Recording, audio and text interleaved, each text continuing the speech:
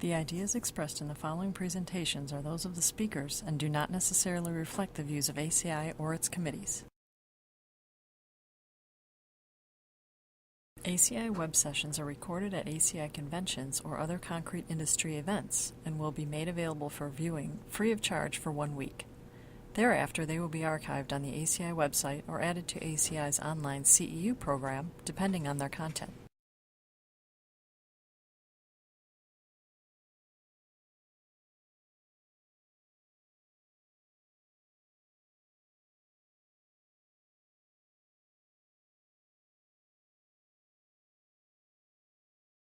Hello everyone, my name is Mehrsoroush. I'm a postdoctoral scholar at the University of Nevada, Reno.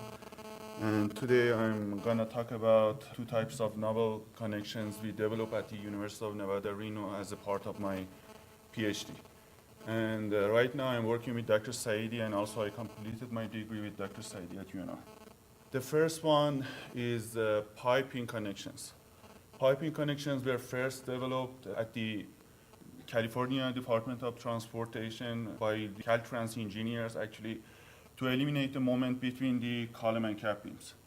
This type of connection is composed of a steel pipe which is embedded at top of the column. This is the pipe which is embedded at top of the column and extend into a can at the cap beam, and the shear force between the cap beam and column is transferred through the contact of the pipe and the can, and also friction force at the column cap beam interface.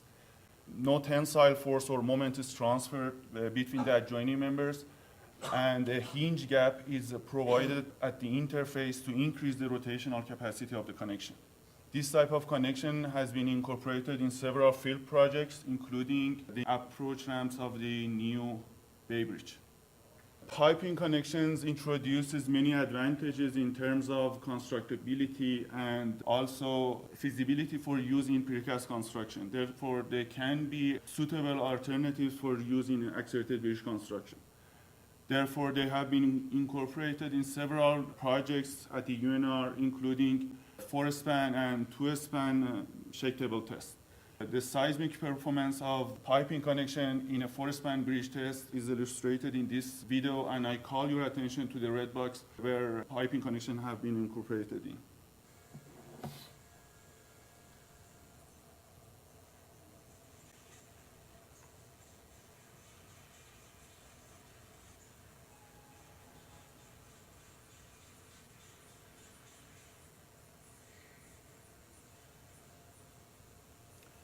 Based on the studies conducted at the UNR, a design guideline was proposed for the top piping connections. Hinge behavior is a desirable functionality at the column base to reduce the footing and also pile cap and also pile shaft size and the cost also.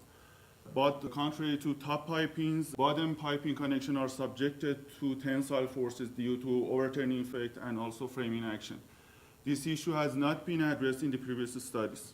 The second focus of this study was on pocket connections. Pocket connections are formed by constructing a pocket in the cap beam using corrugated steel pipes. This type of connection actually are constructed in two forms. The first is extending the column longitudinal bars into a prefabricated pocket in the cap beam or the footing and casting the pocket using concrete or an infill material. Or in the other case, the column can be totally precast, extend into the pocket, and the gap between the column and pocket filled with high-strength grout. The focus of the study is on the second type. The study aimed at developing and investigating the seismic performance of two novel connections for use in accelerated bridge construction. The first was base piping connection, and the second was column pier cap pocket connections.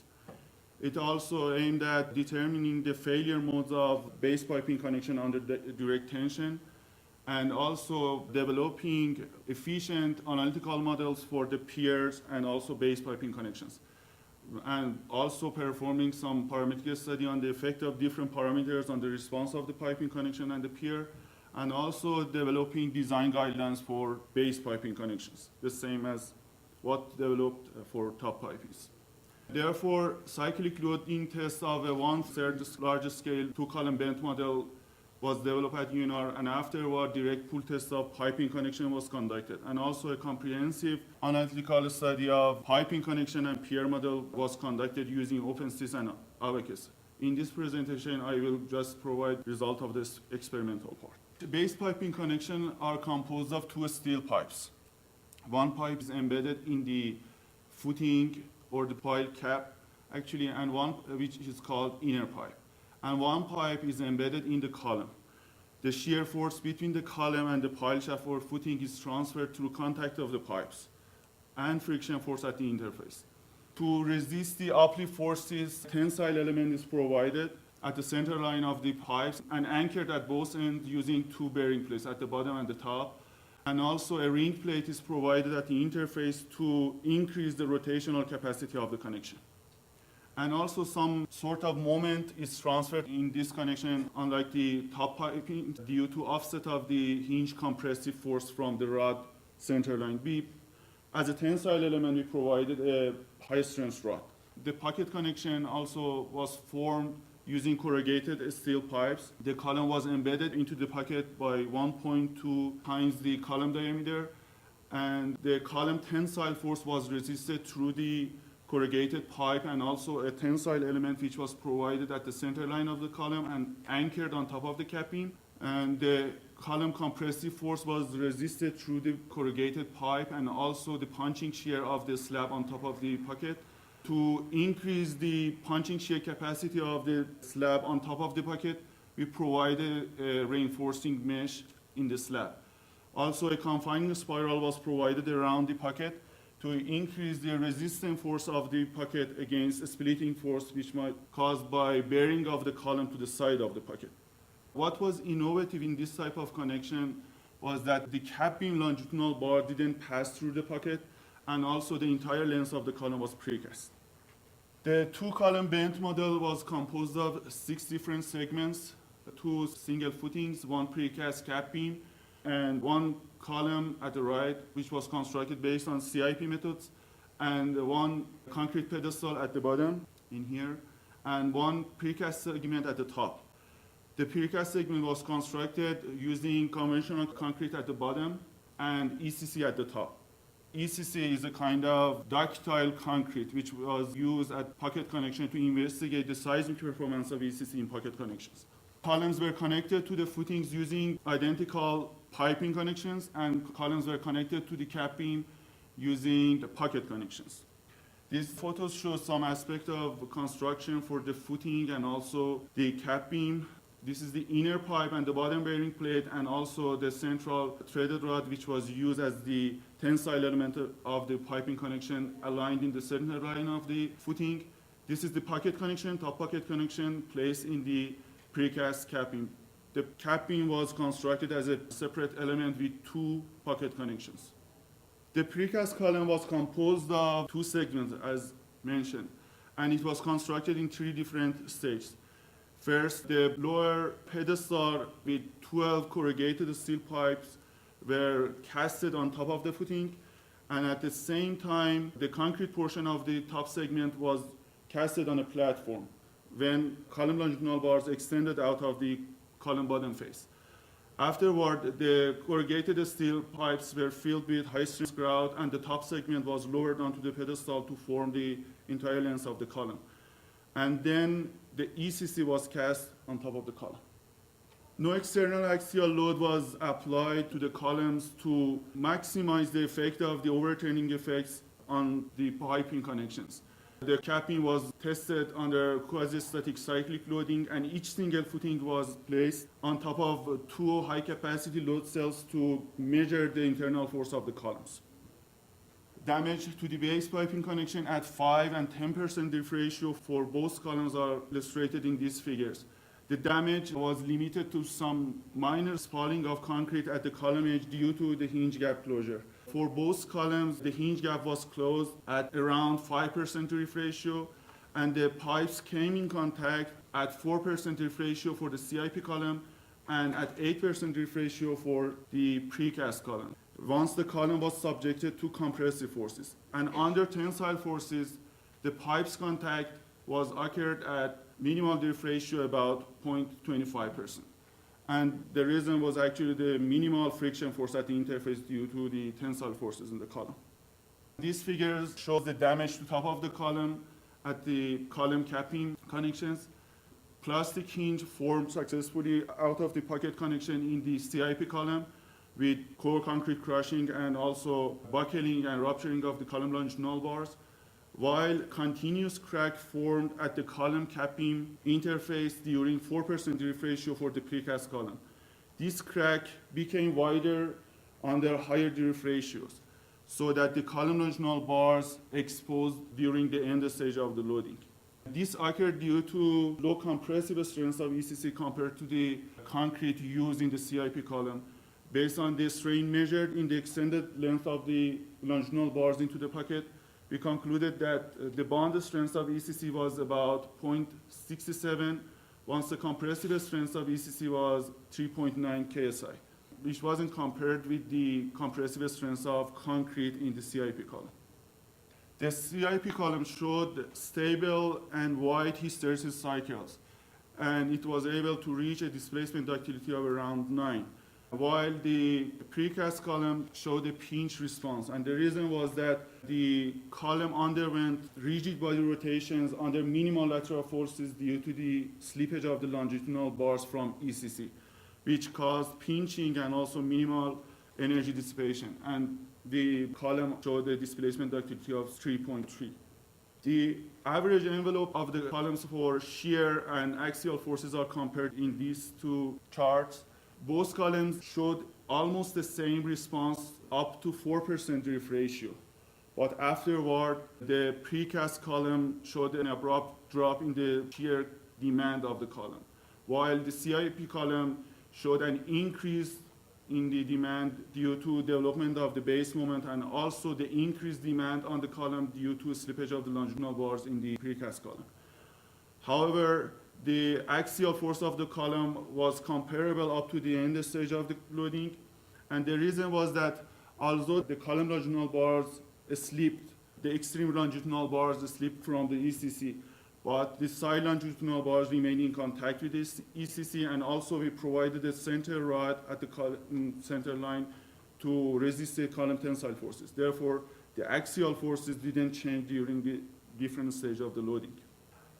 Also, after 4% drift ratio, the maximum strain profile of the inner pipes embedded in the footing showed that the inner pipe for the CIP column yielded after 4% drift ratio. The reason was that after slippage of the longitudinal bars in the precast column, the demand on the cast-in-place column increased. And also, the second reason was the friction force reversal.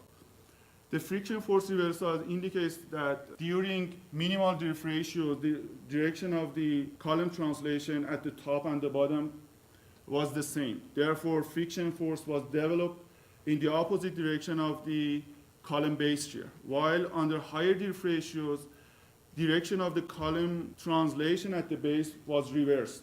So the friction force was developed in the same direction as you can see here. Friction force was developed in the same direction as the column top translation. Therefore, actually the shear force demand on the inner pipe was increased beyond the column base shear. It means that the inner pipes underwent higher shear forces than the column base shear due to friction force reversal. The strain profiles of the cap beam longitudinal bars at location of the pocket connection showed that the maximum measured strains was much below the associated yield strain of the cap beams, and also the maximum strain profile of the confining spirals around the pockets showed that the only lower half of the confining spirals were effective during the cyclic loading and the top half was ineffective. Also, minimal strain measured on the central threaded rod of the pocket connection indicated that these rods were ineffective during the cyclic loading and therefore they can be eliminated. After the cyclic loading test, the columns were saw cut, the column longitudinal bars were exposed and anchored on top of a loading plate and were subjected to direct tension using a self-reacting frame attached on top of the footing to put each piping connection to direct tension. And the piping connection were subjected to direct tension in two stages. In the elastic portion, it was subjected to force control loading, and in the plastic portion, it was subjected to displacement control loading. Both connections underwent large nonlinearities, and the damage was limited to elongation of the longitudinal bars and also some distributed cracks on the surface of the concrete. Both specimens were subjected to tensile forces up to the maximum capacity of the jacks. The test was stopped, and it was figured out that the ultimate capacity of the threaded rod was pretty much close to the ultimate capacity of the jack. So we concluded that the threaded rod failure is the most likely failure of the connection under direct tension. These are a summary of the results we got from experimental portion of the study. The peer model displacement ductility of 8.7, which indicates a very successful overall performance of the two-column bend. The piping connection detail was a successful detailing, and the damage was limited to some minor cracks at the edge of the column due to spalling of the concrete after closure of the hinge gap. By widening the gap, we could eliminate this mode of failure as well. The inner pipes needed to be designed for higher shear forces than the column-based shear due to reversal of the friction force under higher drift ratios, and also bond strengths of ECC under cyclic loading needed further investigation. No damage or bar yielding was observed in the precast cap beam once the column were embedded in the pockets by 1.2 times the column diameter, indicating that the cap beam remained as a capacity protected element based on the Caltrans requirements. Pocket connections also was a successful detailing in hinging of the column outside the pocket connection region once conventional concrete was used in the column. And also tensile failure of the tension element, which was a threaded rod, was the most likely failure mode of the piping connection under direct tension. And also the measured strain on the other components of the piping connection showed that these elements remained essentially elastic. In an ongoing project, we are working on shake table testing of a precast two-column bridge bend.